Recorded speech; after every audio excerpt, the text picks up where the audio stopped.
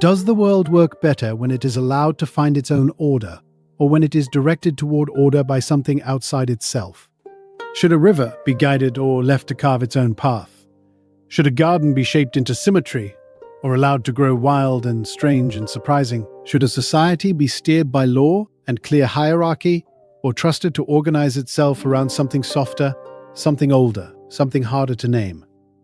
And we are going to explore it through the lens of Chinese philosophy, which may be the richest tradition on earth for thinking about exactly this tension.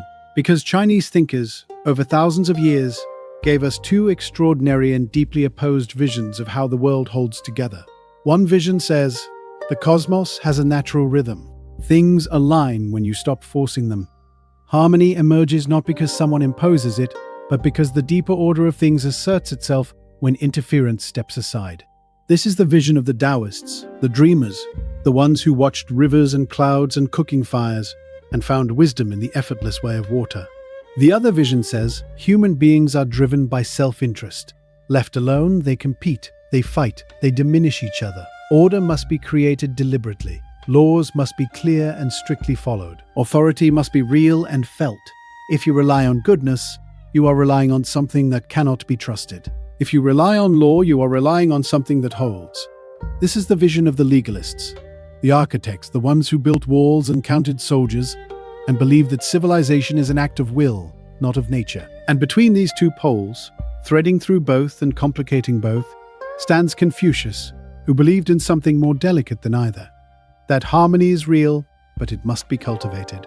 That human beings are capable of virtue, but virtue must be practiced through relationships, rituals, and the slow accumulation of moral character. That the world can find its own order, but that order passes through us, through how we treat the people nearest to us, through the small daily choices we make about how to be in relation to others. These are not just historical positions from ancient China, they are live philosophical options. They describe the arguments happening right now in boardrooms and parliaments and kitchens and schools. Should we trust the process or manage the outcome? Should leaders inspire or enforce? Is human nature fundamentally good, in need only of the right conditions to flourish? Or is it fundamentally competitive, in need of constraint? Does civilization emerge from within, or must it be built from outside? Tonight, in the quiet, we are going to sit with these questions, and we are going to follow three great traditions, three living philosophies, through their central ideas and their strangest paradoxes, and their most uncomfortable implications. We are going to walk with Laozi along a road that cannot be named. We are going to sit with Confucius as he watches a dynasty fail and asks what went wrong. We are going to listen to Han Fei explain with unsettling clarity why kindness is a form of weakness, and somewhere in all of this, something might shift, or it might not. The ideas will do what they do. You do not have to hold them.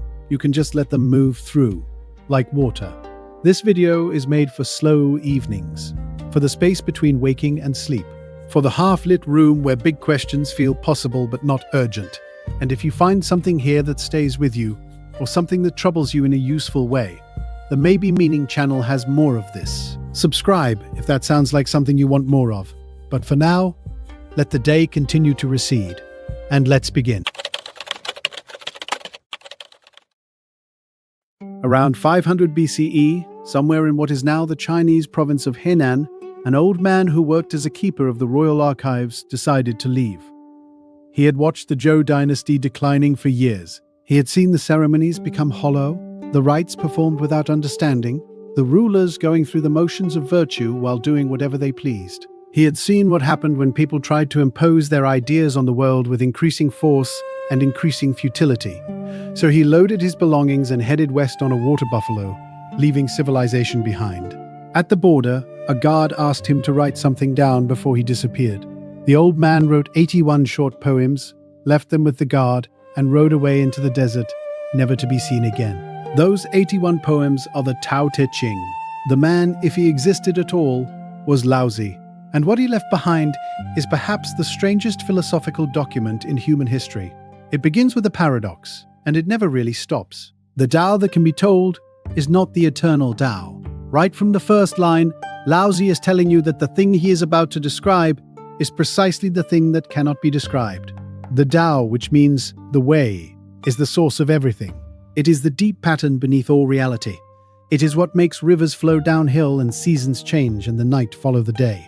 But the moment you try to capture it in a concept, in a word, in a system, you have already missed it. This is not a mystical trick. It is a serious philosophical claim. Laozi is saying that the deepest order of things is not the kind of order that can be legislated or planned or imposed. It is not the order of a hierarchy, where everything has its assigned place and keeps to it under threat of punishment. It is not the order of a virtue system, where everything depends on people developing the right moral qualities and performing the right rituals. The Tao is the order that exists before all of that, before categories, before names, before the distinctions that allow us to say this is right and that is wrong, this is beautiful and that is ugly, this is the ruler and that is the servant. In the Tao Te Ching, Laozi writes that before the world had names, names being the way humans organize experience into manageable pieces, there was just the nameless source from which everything comes and to which everything returns. And the strange implication of this is that our efforts to control the world, to name it and organize it and direct it toward our preferred outcomes, are precisely what takes us furthest from the deep order that actually holds things together. This idea has a name in Taoism, and it is one of the most important concepts in all of Chinese philosophy. The concept is Wu Wei, and it is usually translated as non-action or effortless action, but neither translation quite captures it. Wu Wei does not mean doing nothing. A Taoist sage is not passive in the way a stone is passive. Wu Wei means acting in accordance with the natural flow of things rather than against it. It means moving the way water moves, which is to say with tremendous force and persistence, but without rigidity, without insistence on a particular path, without the kind of effortful willfulness that exhausts itself against the grain of how things actually work. Laozi uses water as his central image, returning to it again and again throughout the Tao Te Ching. Water, he says, benefits all things without striving. It seeks the lowest places, the places that people overlook and disdain. It yields to obstacles rather than fighting them. And yet, over time, water carves canyons through solid rock. It shapes mountains. It does what harder things cannot do precisely because it is soft, because it moves with the world rather than against it. The sage, for Laozi, is like water. The sage does not announce intentions. The sage does not struggle to impose vision. The sage responds to what is actually there, bending, adjusting, moving with the natural current of events. And in doing so, the sage accomplishes more than the ambitious planner who fights the world to bend it to a predetermined shape. There is something deeply counterintuitive about this, and Laozi knew it. He knew that his ideas would seem like weakness, like passivity, like giving up.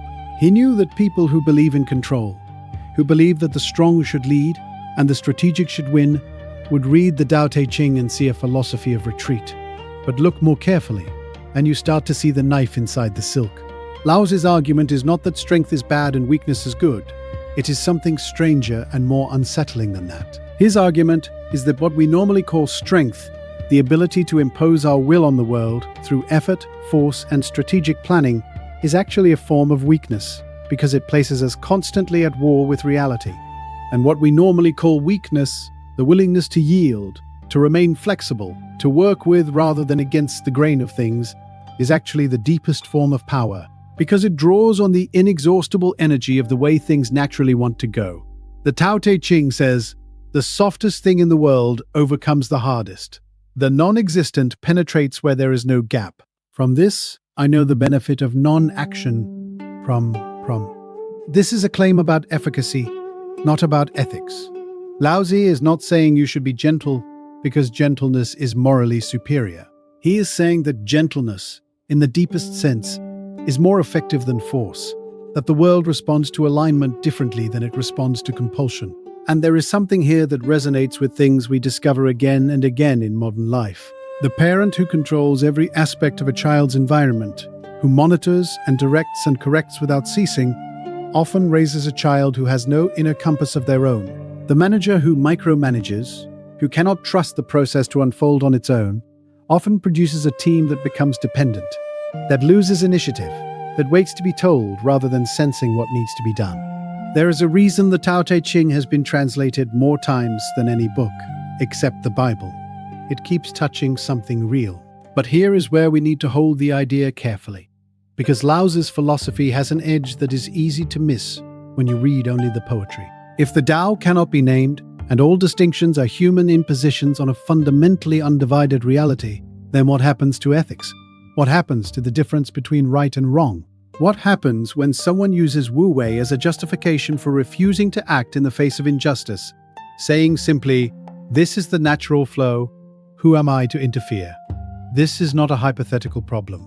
It is a real tension at the heart of Taoist thought, one that later thinkers grappled with seriously, and one that we should sit with rather than resolve too quickly. Because sometimes, the world does need someone to say, "This is wrong, this should not continue. I am willing to fight against the current of what is simply happening." And the Tao Te Ching, taken to its furthest extreme, seems to say, perhaps not. Perhaps trust the process. Perhaps what looks like wrong is part of a larger pattern you cannot see.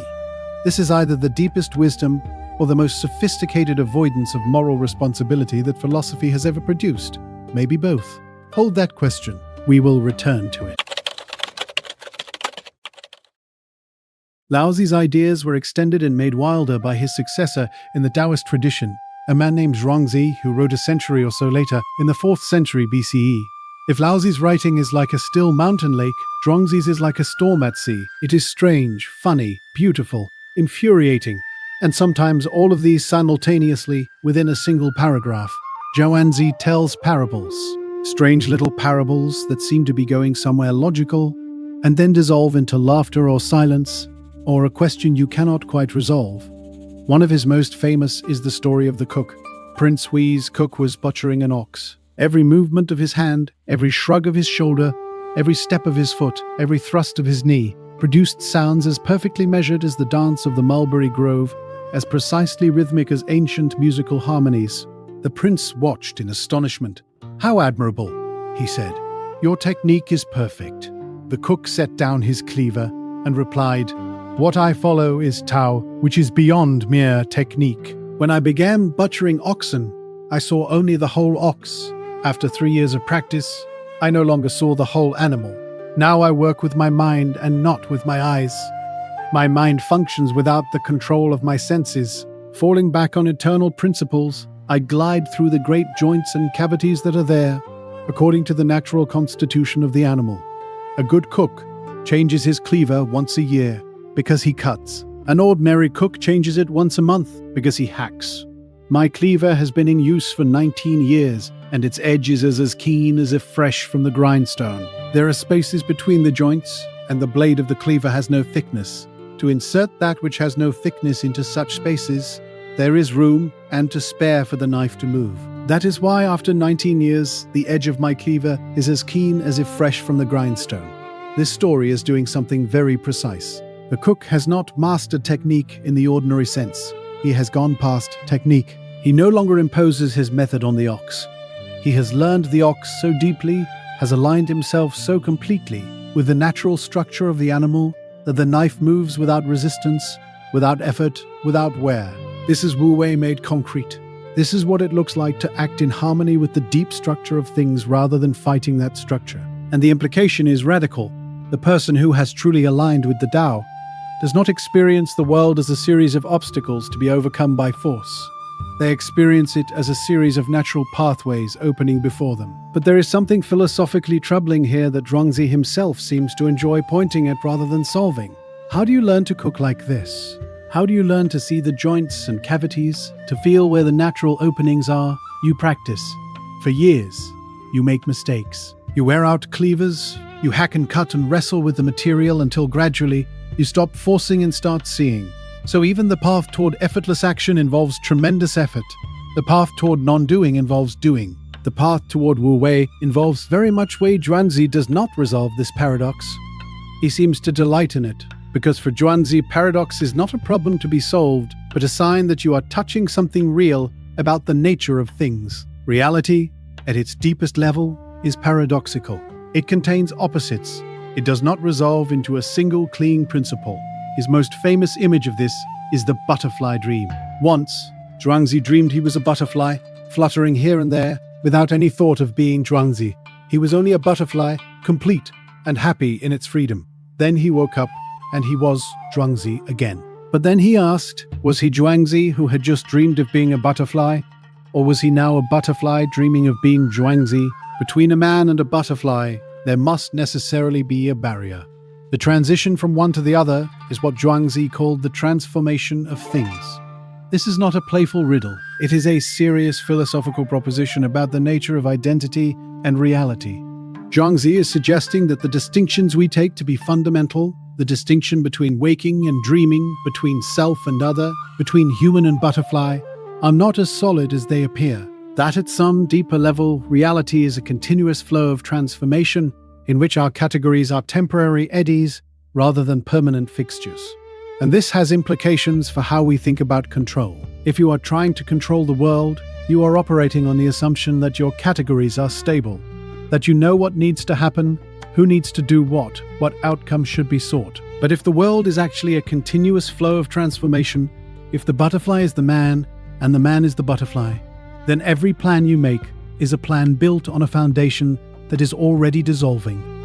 Zhuangzi is not saying, give up. He is saying, hold your plans lightly, act without clinging to the result. Be present to what is actually there, not only to what you projected would be there, and this connects to a larger Taoist critique of what we might call the control project, the project of making everything measurable, manageable, predictable, and directed towards specified outcomes. Zhuangzi watched the Confucians trying to revive the rites and ceremonies of ancient China, trying to cultivate virtue through correct behavior and proper social roles. And he found something slightly absurd about it, not cruel but misguided. Like someone trying to paint water to make it more fluid. The world does not need to be made harmonious, Zhuangzi would say.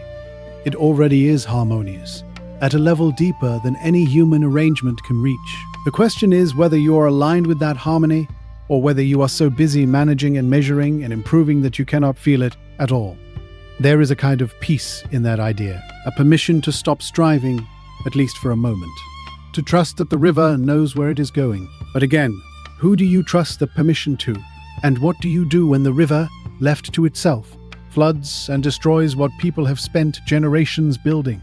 Zhuangzi might say, build somewhere else. Or maybe the flood is part of the pattern too. Or perhaps maybe what is lost is less important than what we think. Or maybe he would just laugh, which is also an answer of sorts. Before we move from the Taoists to their critics, we need to pause on something that is woven through all of Chinese philosophy, the idea of yin and yang. This symbol has been so widely copied and misunderstood in modern culture that it can be difficult to see what it is actually saying. It has been reduced to a logo, a decoration, a vague gesture toward balance. But the original philosophical idea is far more interesting than any of that. Yin and yang are not simply opposites. They are complementary aspects of a single dynamic process. Yin refers to qualities like receptivity, stillness, darkness, coolness, the inward movement of things. Yang refers to qualities like activity, brightness, warmth, the outward movement of things. But here is the crucial point. These do not exist as separate things. They exist only in relation to each other, and each one already contains the seed of the other. The small dark circle within the white half, the small white circle within the dark half. This is not decorative. This is the whole philosophical point. Within every period of activity, stillness is already gathering. Within every period of rest, the impulse toward movement is already forming. Winter contains within it the first impulse of spring. The height of summer already carries the first hint of autumn's turning. And this means that the universe, in the Taoist and classical Chinese view, is not a place where opposites conflict until one wins. It is a place where opposites generate each other, sustain each other, and would not exist without each other. You cannot have sound without silence. You cannot have fullness without emptiness. You cannot have the high note without the low. You cannot have the yang assertion without the yin receptivity that gives it meaning and makes it possible. This is such a different picture of reality than the one most of us were raised with. In much of Western philosophy, at least in certain dominant strands, the goal has been to find the single correct answer, to eliminate contradiction, to resolve paradox into clarity. Good is good and evil is evil, and the task of philosophy, ethics, and politics is to maximize the good and eliminate the evil. But in the yin-yang picture, that project is not just difficult, it is incoherent. You cannot eliminate the darkness from reality. Trying to do so would not produce a purely light world. It would produce a world in which the concept of light itself had no meaning, because light only exists in relation to what it is not. This has very practical implications for how we think about control and harmony. Control, in the yang sense, is necessary. There is a place for structure, for law, for directed effort towards specific outcomes. Without yang, nothing gets built, nothing gets organized, nothing gets protected from chaos. But if yang becomes the only force, if control becomes absolute, and harmony is entirely replaced by management, something essential collapses. The yin qualities, the receptivity, the responsiveness, the capacity to be surprised and changed by what you encounter, are not soft extras. They are what allow the whole system to renew itself. An organization that is all control and no trust eventually eats itself.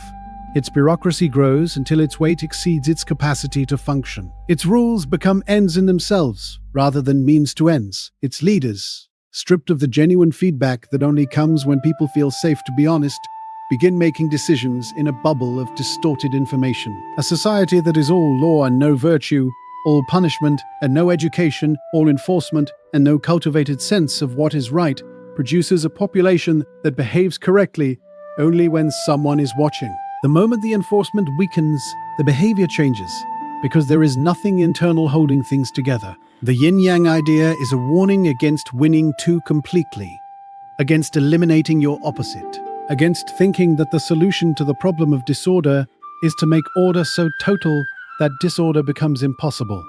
Because if disorder becomes impossible, you have not solved the problem of disorder. You have simply driven it underground, where it will gather strength in the dark until it breaks the surface in ways you cannot predict or control. The ancient Chinese Book of Changes, the I Ching, is built entirely on this principle. It describes reality as a continuous process of change in which every state is moving toward its opposite, fullness moving toward emptiness, strength moving toward yielding, success carrying within it the seeds of the next difficulty. The sage, in this view, does not try to fix a state permanently in place. The sage reads the moment, understands where in the cycle things currently are, and acts accordingly. Sometimes that means asserting. Sometimes it means yielding. The wisdom is in knowing which, and knowing which is not something that can be fully systematized. It requires something older than system. It requires attentiveness, cultivated over time to the actual texture of reality.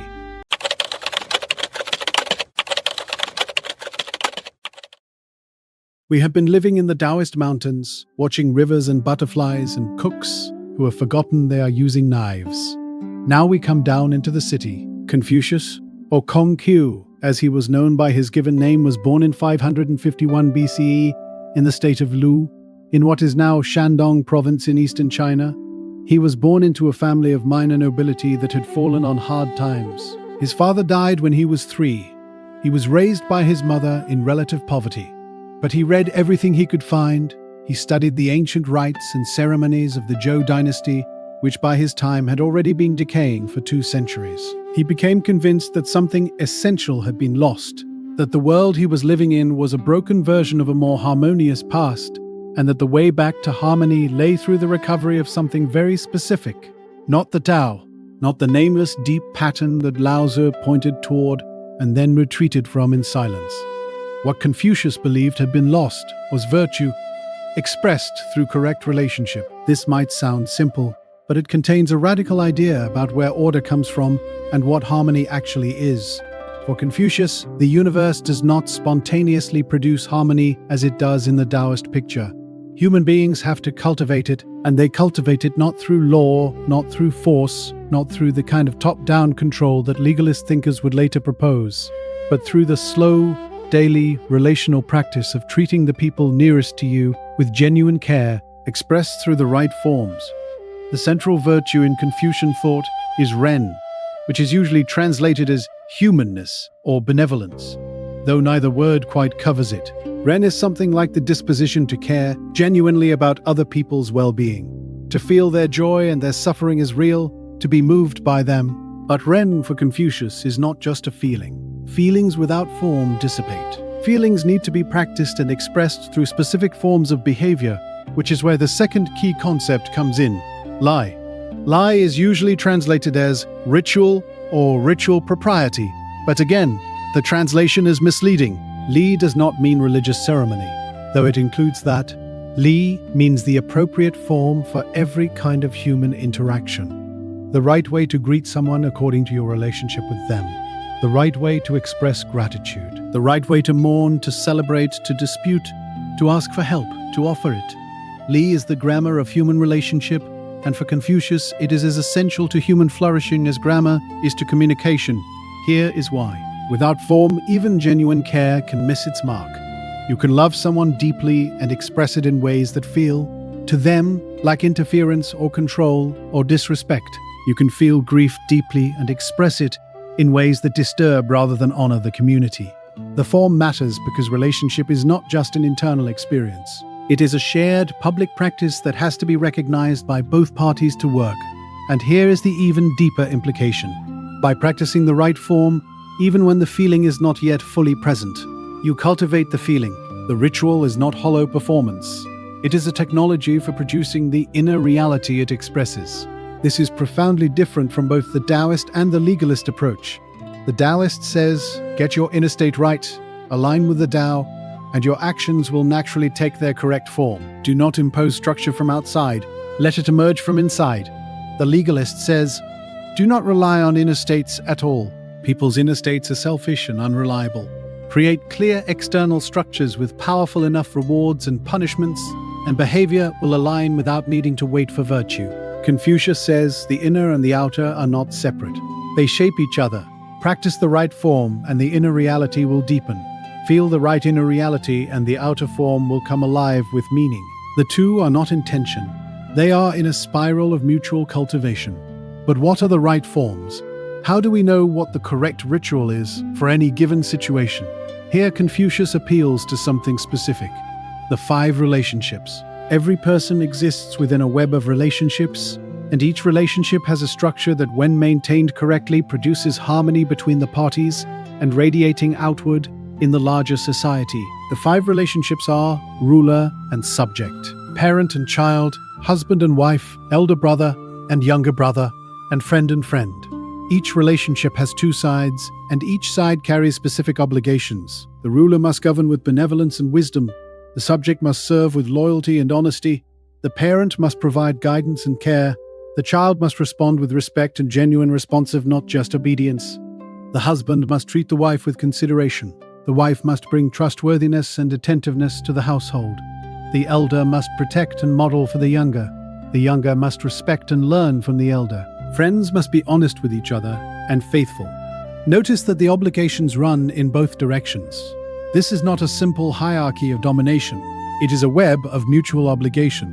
The ruler has no right to simply demand loyalty without earning it through virtuous governance. The father has no right to simply demand obedience without giving genuine care and guidance in return. When all 5 relationships are maintained correctly, society holds together not through force, but through the natural operation of mutual care and trust. This is Confucius's theory of harmony, not the spontaneous harmony of the Tao, not the imposed harmony of the law, but the cultivated harmony of people practicing the right relationships with the people they are actually in relationship with. And this is where Confucius differs most fundamentally from the legalists who came after him. For Confucius, the question, how do we create a good society, cannot be separated from the question, what kind of person should I be? The 2 questions have the same answer. You create a good society by becoming a person of genuine virtue, and you become a person of genuine virtue by practicing correct relationship in the actual relationships of your daily life. There is no shortcut through this. You cannot legislate virtue. You cannot punish people into genuine care. You can get compliance through force, but compliance is not harmony. Compliance is what you get when the threat is present. Harmony is what you get when the virtue is real. Confucius spent decades trying to find a ruler who would implement his ideas. He traveled from state to state with a group of devoted students, offering his services as an advisor, watching as one ruler after another chose military strength or political cunning over moral cultivation. He died without having seen his ideas implemented on any significant scale. He considered his life a failure, but his students recorded his conversations, his observations, his expressions of disappointment, and occasional glimpses of joy, and compiled them into a text called the Analects. And through that text, Confucius's ideas shaped Chinese civilization for 2,500 years in ways that no other single thinker has shaped any civilization.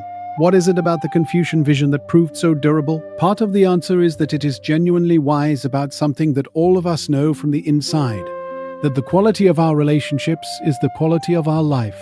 Confucius understood that human beings do not flourish in isolation. We are constitutively social. We come into existence already embedded in webs of relationship, already shaped by people who were there before we could choose them, already participating in forms of interaction whose rules we did not write. The question is not whether we will live within structures of relationship.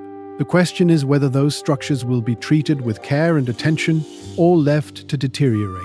And he understood something subtle about how virtue develops. It is not primarily a matter of having the right ideas. It is a matter of practice, of doing the thing over and over until the doing becomes natural, until the form and the feeling become indistinguishable. A musician does not become excellent by understanding music theory. A musician becomes excellent by playing daily for years. The theory comes to life only in the practice. Similarly, a person does not become virtuous by understanding what virtue is. A person becomes virtuous by practicing virtuous behavior in real relationships with real people, day after day, until the practice has shaped the character from the inside out. There is something humble about this vision. It does not promise transformation through a single insight or a single commitment. It promises only the slow accumulation of a way of being, built through repetition and attention, and willingness to keep going when the form feels stiff and the feeling is not yet there. But there is also something troubling about it, and Confucius's critics have always known what it is. The 5 relationships, as Confucius described them, are hierarchical. The ruler is above the subject. The parent is above the child. The husband is above the wife. The elder is above the younger. Confucius insisted that the hierarchy was mutual, that every position of authority came with obligations, that the superior in any relationship had to earn and maintain their position through virtue. But in practice, as Confucianism was institutionalized and made official doctrine under the Han Dynasty, the obligations of the superior tended to be forgotten, while the obligations of the inferior were emphasized. What began as a vision of mutual cultivation became, in certain of its historical expressions, a justification for the subordination of women, the silencing of political dissent, and the rigid enforcement of social hierarchy under the banner of harmony. The Confucian idea of harmony, in this distorted form, became something very close to what the Taoists had warned against. Imposed order dressed up as cultivated virtue. The appearance of harmony maintained by the suppression of the voices that would have broken it. And this raises a question that cuts to the heart of the whole Chinese philosophical tradition. Is there a difference between genuine harmony and the appearance of harmony? The Taoist would say, yes, obviously, real harmony is felt from the inside. It is the experience of being in the right relationship with the flow of things. Imposed order, no matter how well organized, produces not harmony, but a kind of numbness, a flattening of the qualities that make life actually feel like life.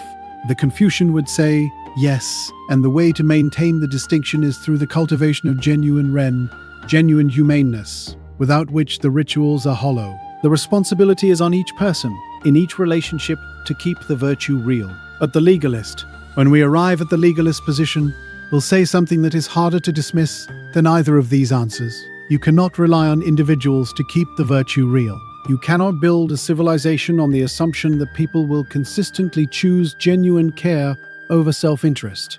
What you can rely on is a system that makes certain behaviors in everyone's interest, regardless of their inner states. Let us go to the legalists. Many are.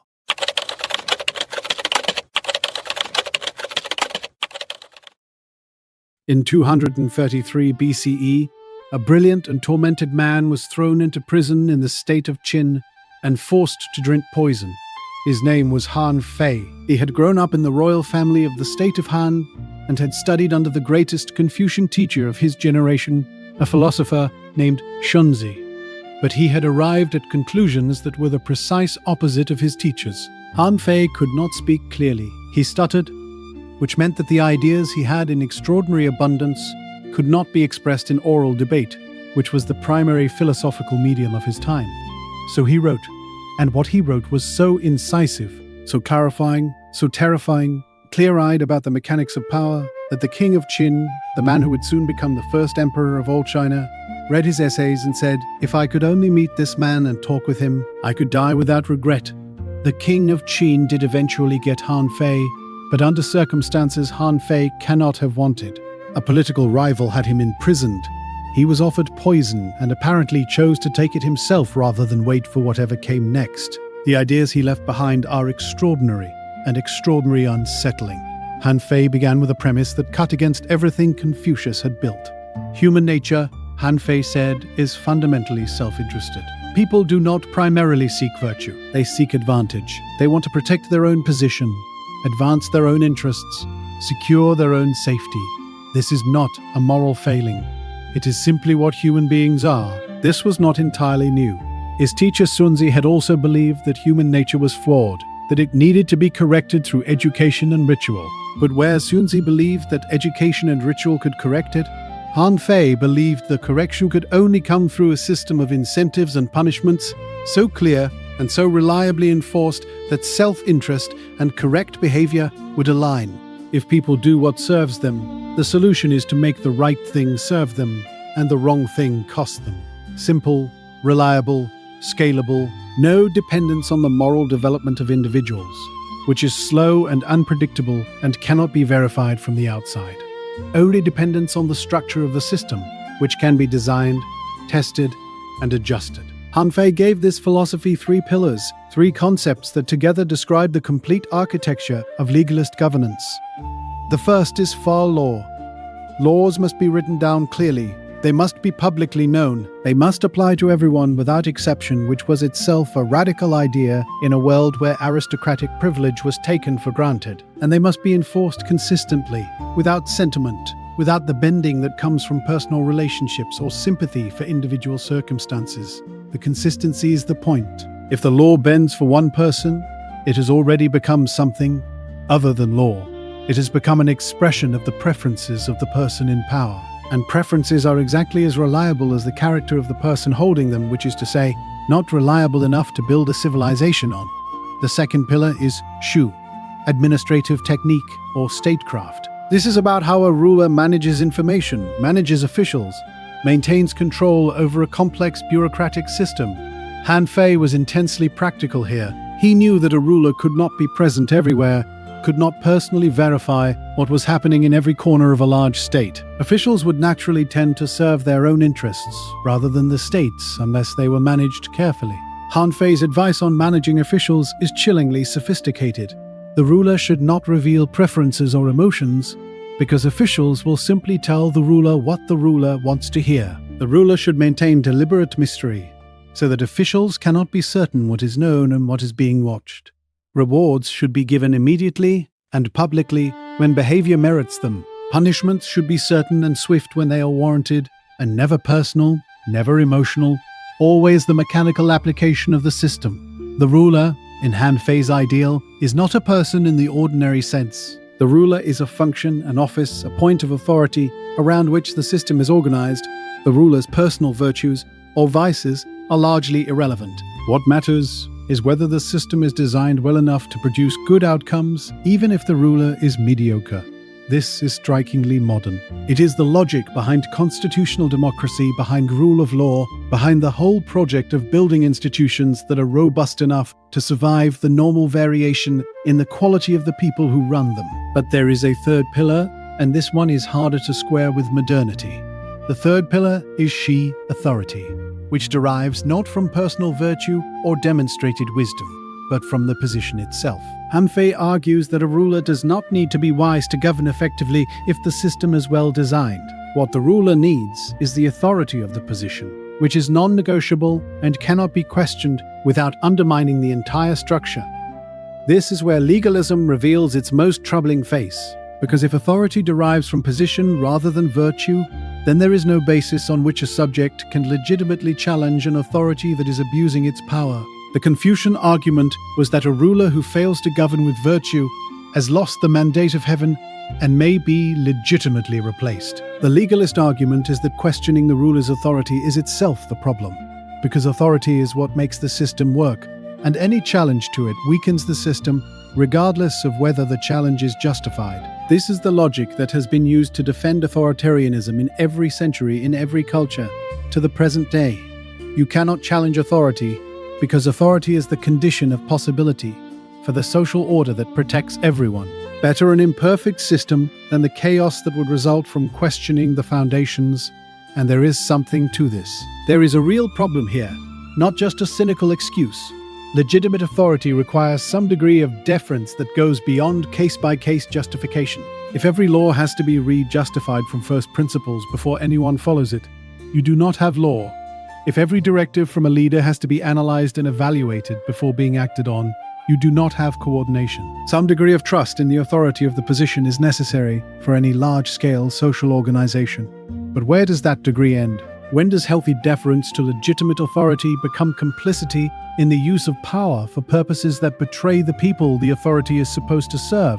Han Fei does not have a clean answer to this. His system provides no internal mechanism for correcting a ruler who has become tyrannical, other than the fear of destabilizing the whole structure if the population is pushed too far. The system relies on the ruler being smart enough, self-interested enough to not push that far. And that is a very thin reed on which to hang the welfare of a whole civilization.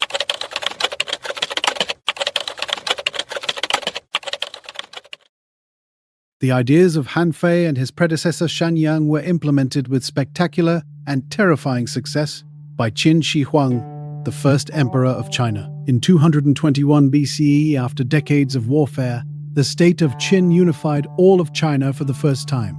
The Qin dynasty standardized weights and measures, the written script, the width of roads and axle widths. It built the first continuous version of the Great Wall. It created a centralized bureaucratic administration that reached into every corner of the empire. It burned books that promoted competing philosophical views. It buried alive scholars who criticized the regime. The results were, by certain measures, extraordinary. China was unified for the first time. Standards were created that allowed a vast empire to function as a single administrative unit. Infrastructure was built at a scale that had never been attempted before. And then, 15 years after its founding, the Qin dynasty collapsed. Qin Shi Huang died in 210 BCE. The empire, built on punishment, fear, and the systematic suppression of every source of voluntary loyalty, had no resilience. The moment the terrifying first emperor was gone, the structure he had built began to shake. Within 4 years it had fallen, replaced by the Han dynasty. The Han dynasty learned something important from this. They kept the legalist administrative structures, the bureaucracy, the standardized law, the centralized control, but they layered Confucian ideology over the top. They promoted the study of Confucian classics, organized the selection of officials around mastery of Confucian texts, and dressed the machinery of legalist governance in the language of virtue and benevolence. This was a fascinating synthesis, and it was also something of a philosophical fraud. The actual levers of power remained legalist in character: clear laws, reliable enforcement, a bureaucratic hierarchy with defined roles and consequences. But the language used to justify this power was Confucian. The ruler governs for the benefit of the people, the officials serve as moral exemplars. The system exists to cultivate virtue and maintain the harmony of the 5 relationships. The Taoists, watching from their mountains and their libraries, probably said something in the direction of, "This is exactly what happens when you try to fix reality with ideas that do not match reality. You get the reality with the ideas painted over it." But the synthesis worked, in the sense that Chinese civilization continued, expanded, and produced extraordinary things for the next 2,000 years. The Han-era synthesis of Confucian legitimacy and legalist governance became the basic template for Chinese imperial administration all the way to 1811.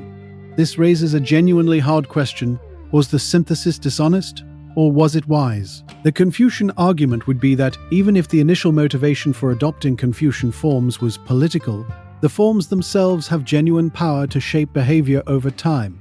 If officials are trained in Confucian texts, if they are selected partly on the basis of their mastery of those texts, if they are surrounded by a culture that constantly references virtue and benevolence, they will be influenced by that culture, even if they are also self-interested. The Taoist argument would be that you cannot build something real on top of something false. The contradiction will eventually assert itself. The historical record does not cleanly support either position. Chinese dynasties built on this synthesis sometimes produced genuinely virtuous governance, and sometimes produced spectacular corruption and cruelty. The form persisted, but what filled the form varied enormously, which is perhaps the most honest thing that can be said. Forms matter, but they are not everything. The Confucian insight that practice shapes character is real. The legalist insight that systems matter more than individuals is also real, but neither is the complete picture. We have been treating harmony as something to aspire to, something that describes a good state of affairs, whether it is the spontaneous harmony of the Tao, the cultivated harmony of Confucian virtue, or even the engineered harmony of legalist law. But there is a darker possibility that all three traditions, in different ways, glimpsed but did not fully resolve. What if harmony is invoked to silence legitimate complaint? This is not an abstract worry. It has happened repeatedly in Chinese history, and it continues to happen in political systems that draw on Chinese philosophical traditions. The idea works like this. Harmony is presented as the natural and desirable state of society. Disruption of harmony, even by people who have been treated unjustly, is framed as a social danger rather than a legitimate expression of grievance. The person who speaks out, who refuses to maintain the smooth surface of apparent agreement, is accused of selfishness, of valuing their own complaint over the well-being of the whole. This is a particularly insidious move because it contains a real insight wrapped around a manipulation. The real insight is this: individual grievances can, if expressed without care for context and relationship, genuinely damage the fabric of community. There is something right about the idea that how we express disagreement matters, that we owe something to the relationships and institutions through which we live even when we are challenging them. But the manipulation is this: when harmony is invoked primarily to protect those who already have power from those who might challenge them, it has become a tool of control rather than a description of genuine good order. Genuine harmony includes the harmony of people being able to say what they actually think and feel. It includes the harmony of legitimate grievances being heard and addressed. A society in which people are smiling on the surface while nursing resentment in private is not a harmonious society. It is a pressurized one, and pressure held long enough finds its release. The Taoists understood this at the deepest level. Lao Tzu said, "Trying to fix things often makes them worse. Imposing order creates disorder. Suppressing something gives it power." The very act of declaring everything harmonious, the very insistence that any disruption is a threat to order, is what creates the conditions for the kind of explosive disorder that cannot be managed. Real Taoist harmony is not the absence of tension, it is tension in dynamic balance. The way a river in full flow holds tremendous force in productive relationship with its banks and its bed. Remove the tension and you do not have more harmony. You have a swamp. Confucius too had something to say about this.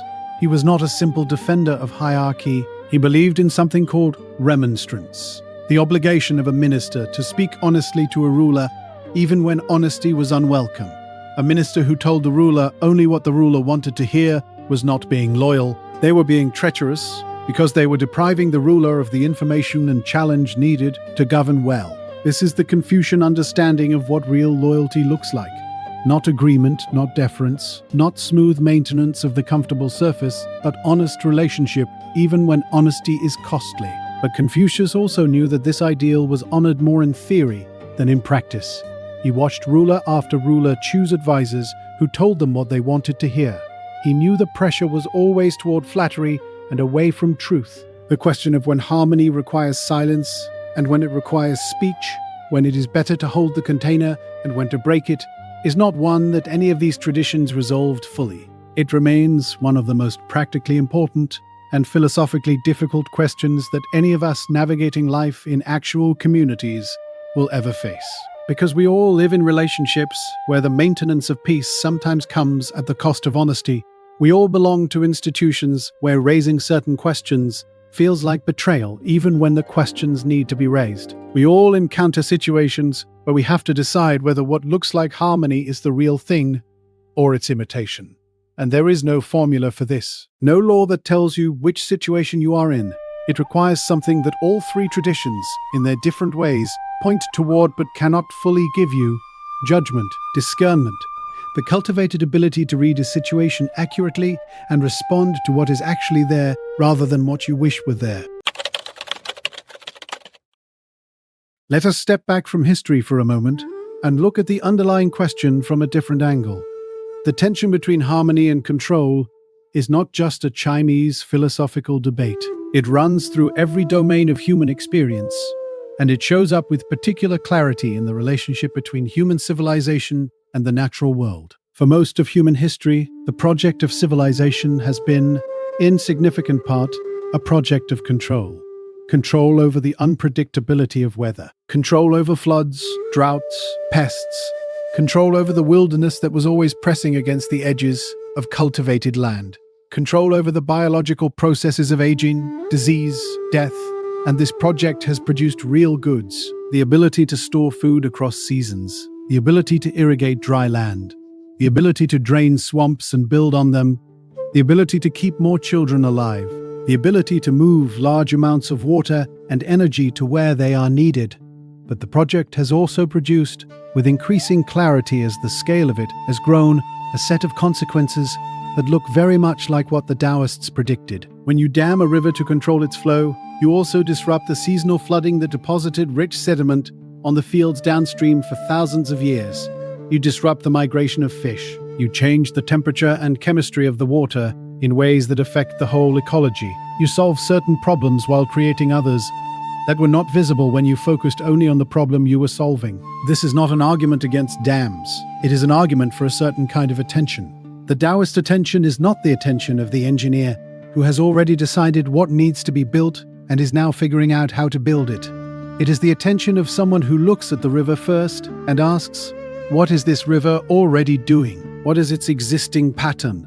What problems is it already solving in its own way that would disappear if I changed it? This does not mean never building the dam. Sometimes the dam is right, but the Taoist question changes the relationship between the builder and the built, between the controller and the controlled. It insists on a genuine encounter with the thing itself, on its own terms, before the project of control begins. And this attention is increasingly recognized as essential in fields far beyond ecology.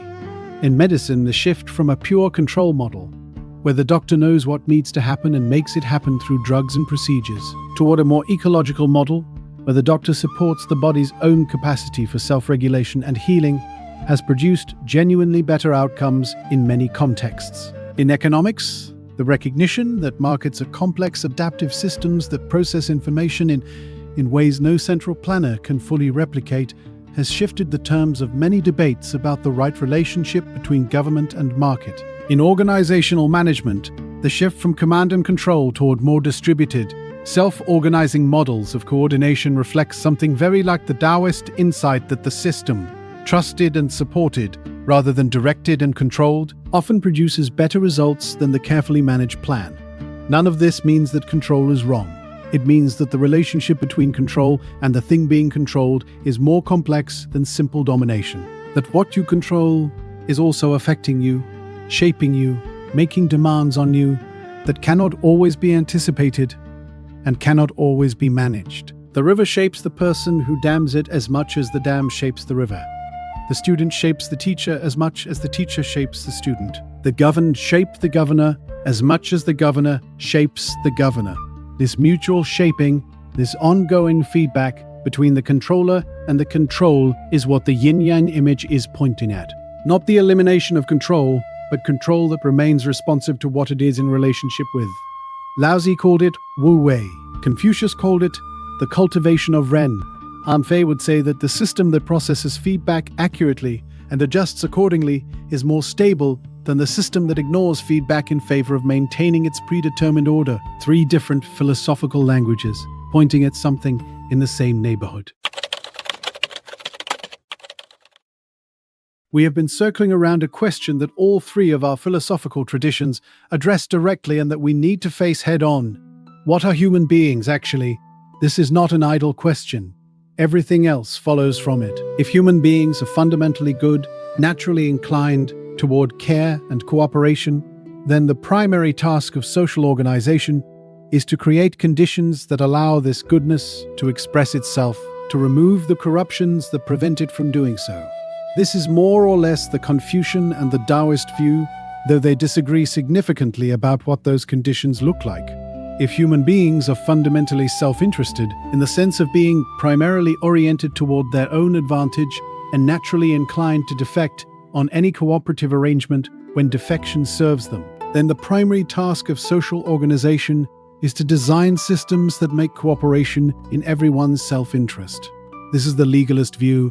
The 20th century, with its extraordinary natural experiments in both directions, its totalitarian systems that claim to be releasing the natural goodness of humanity from the corruptions of old institutions, and its market systems that claim to be harnessing natural self-interest for the general good, should have taught us something about this.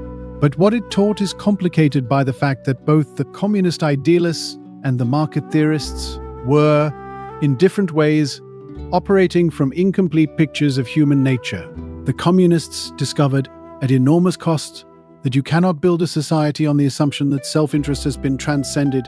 People organize into hierarchies. People protect their own position.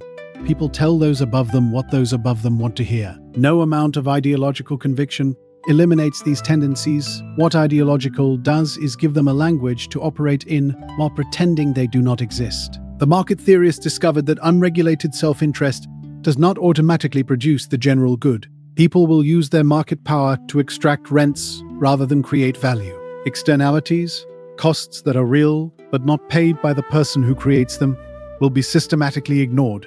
Information asymmetries will be exploited, and the system will tend to produce concentrations of power that then change the rules of the game in their own favor. The Chinese philosophical tradition, across all three of its main currents, was wrestling with exactly these dynamics 2,500 years ago. Confucius said, "Human beings are capable of genuine virtue, but virtue requires cultivation. Left uncultivated, people will default to self-interest, not because they are evil, but because the moral sense requires development and practice to function well."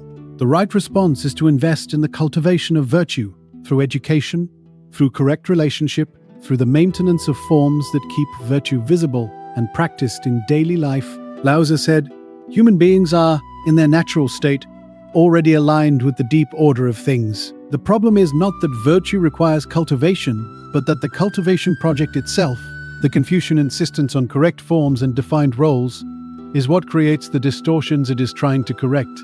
The way back is not more cultivation, but less interference, a return to simplicity and naturalness." Han Fei said, "Both of these positions are romantic. Human beings are self-interested. This is not a problem to be overcome through education or naturalness. It is a fact to be worked with through system design. Build systems that make self-interest and correct behavior align, and you will get correct behavior. Build systems that depend on virtue or naturalness, and you will get the normal distribution of human motivation, which includes enough selfishness and short-sightedness to undermine any system that lacks structural safeguards." Modern psychology and economics have something to say about all three positions. The evidence that human beings are not simply self-interested rational maximizers is overwhelming. We cooperate spontaneously. We punish norm violations, even at cost to ourselves. We care about fairness in ways that cannot be reduced to self-interest. We are moved by the suffering of strangers. Lao Tzu and Confucius were not wrong that there is something in human nature that reaches beyond narrow self-interest.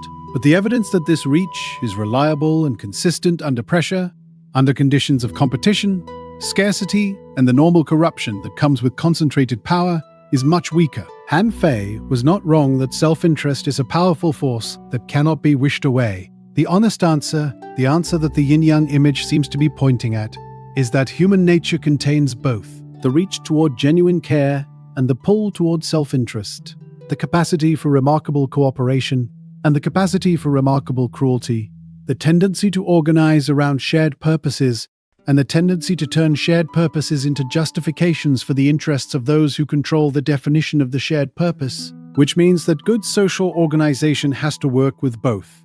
It cannot rely entirely on virtue because virtue is unevenly distributed and subject to corruption. It cannot rely entirely on self-interest because a society organized purely around self-interest will tend to produce results that serve the most powerful interests rather than the general good. What is needed is something more like the Chinese synthesis that the Han Dynasty blundered into: structural safeguards sufficient to contain and channel self-interest, combined with genuine investment in the cultivation of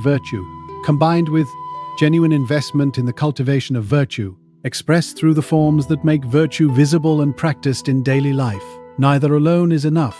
Together, they create something that is neither the Taoist natural flow nor the legalist perfect machine, but something more human, a community that is always imperfect, always in need of attention and correction, but capable at its best of producing genuine flourishing. We have traveled a long way tonight, from Laozi's unnamed way, flowing beneath all things like water beneath ice, through Zhuangzi's butterfly and his cook, and his extraordinary refusal to resolve the paradoxes he identified, through the yin and yang that holds opposites in dynamic balance, without collapsing them into each other, through Confucius at his desk in the state of Lu, watching dynasties fail and asking what virtue actually requires of us, through Han Fei in his prison cell, having given the King of Qin the ideas that would unify China and destroy the philosopher who had them. And we have arrived at a place that is not exactly a conclusion, because these questions do not have clean conclusions. But it is a place from which we can see something. The paradox at the center of this whole tradition is this: harmony and control are both necessary and mutually undermining. You cannot have real harmony without some structure, some form, some constraint that makes coordination possible. The river without its banks is not more free, it is a swamp. But you cannot have real harmony through control alone, because control, taken to its logical extreme, eliminates the very responsiveness, flexibility that are what harmony actually is. The river with banks of solid concrete, regulated to flow at a fixed rate, regardless of season or weather, is no longer a river. It is a drainage channel. Real harmony requires structure that is responsive, control that listens, form that is alive to what it is trying to hold. And this is not a stable state that can be achieved once and maintained. It is a dynamic that has to be continuously tended. The relationship between freedom and form, between spontaneity and structure, between the natural flow and the deliberate cultivation, is always in motion. Laozi knew this. The Tao that can be spoken is not the eternal Tao, not because the Tao is mysterious and inaccessible, but because the Tao is process, not thing. It cannot be pinned down in a formula because it is always moving. Confucius knew this. He did not offer a finished system of virtue. He offered a practice, a way of paying attention to relationship that must be renewed in every encounter, every generation, every moment of genuine meeting between two people trying to be good to each other. Even Han Fei knew this in his way. His system of law and statecraft was not a machine that runs itself. It required continuous adjustment, continuous reading of what was actually happening, continuous willingness to correct what was not working. A legal system that cannot adjust to new circumstances is not a strong system. It is a brittle one. The Chinese philosophical tradition, in all its complexity and contradiction, is pointing at something that keeps escaping every attempt to pin it down. That the world is not a problem to be solved, but a situation to be inhabited. That living well is not a matter of finding the right formula and applying it, but of developing the capacity to read situations accurately and respond to what is actually there. That the question is not harmony or control, but rather what quality of attention makes it possible to hold them in right relationship. This quality of attention is what the cook had when he felt the natural spaces in the ox and moved through them, without resistance. It is what Confucius was cultivating when he practiced the rites not as performance, but as genuine encounter with tradition. It is what the sage ruler practices when they govern in ways that allow the people to feel as though things happened of themselves. It cannot be taught directly, it can only be pointed at, which is perhaps why these traditions produced so many parables and so few algorithms. The butterfly dream, the cook and the ox, the water that yields but overcomes, the ruler who governs by not governing. These are not mystifications. They are the most precise possible descriptions of something real that resists being made into a rule. We began with a question: does the world work better when allowed to find its own order, or when directed toward order from outside? We have now spent enough time with this question to know that the framing itself is part of the problem. The world is not a single thing that can be either left alone or directed. It is a vast multiplicity of nested systems, each with its own degree of self-organization and each requiring different kinds of attention at different scales. Some things need to be protected from interference. Some things need to be actively cultivated. Some things need clear law and consistent enforcement. Some things need space to breathe and surprise you. The wisdom is in knowing which is which, and knowing that what is which will change. This is not a comfortable conclusion. It does not give us a position we can defend consistently across all situations. It does not tell us whether government intervention in markets is generally good or generally bad. It does not tell us whether centralized planning or distributed self-organization is the right model for managing complex systems. It does not tell us whether the free expression of individual preferences or the cultivation of shared values is the primary task of good social design. It tells us that the right answer to any of these questions depends on specifics, on what is already there, on what is already working, and in what direction, on what the existing conditions actually permit and what they actually require. The Taoist says, read the situation before you act. The Confucian says, bring virtue to every act, and virtue begins with genuine attention to the other. The legalist says, design the system carefully and maintain it honestly, because good intentions without good structures produce bad outcomes. All three of these are right. The art is in the weaving, and there is something almost peaceful about this conclusion, even though it is not a resolution, because it means the work is always here, in front of us, in the specific situation we are actually in, with the specific people we are actually with. It does not require a theory of everything.